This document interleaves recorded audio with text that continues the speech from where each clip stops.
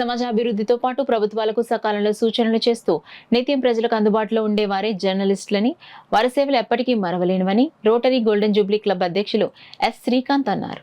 Senior journalist, సమాచార పత్రిక ప్రతినిధి డాక్టర్ యాదగిరి పరశురాం 65వ జన్మదినోత్సవాన్ని స్థానిక ఈత భవన్లో డాక్టర్ రవికుమార్ అధ్యక్షతన నిర్వహించారు. ముఖ్య అతిథిగా పాల్గొన్న శ్రీకాంత్ మాట్లాడుతూ, గత 4 దశాబ్దాలుగా జర్నలిజం రంగంలో ఉంటున్న పరశురాం గత 2.5 దశాబ్దాలుగా తమకి సుపరిచితులని చెప్పారు.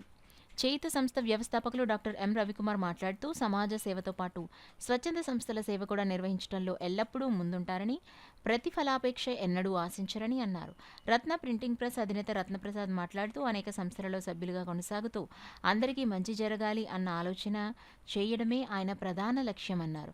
అనంతరం రోటరీ చేయూత తరపున శ్రీకాంత్ పలువురు పరశురాంను సన్మానించారు. పరశురాం మాట్లాడుతూ, సమాజ సేవ చేసేవారి ఆశయాలు, ఆలోచనలు సమాజానికి పరిచయం చేయడం ద్వారా ఆ సంస్థలకు మేలు చేకూరుతుందన్న విషయం నా నిత్య జీవితంలో జరిగిందని పలు ఉదాహరణలతో వివరించారు. గత 4 దశాబ్దాలుగా ఈ రంగం ద్వారా సమాజానికి సేవ చేశానన్న తృప్తితో పాటు రోటరీ వంటి సంస్థలో సభ్యునిగా కొనసాగించడం అదృష్టంగా భావిస్తున్నారని చెప్పారు.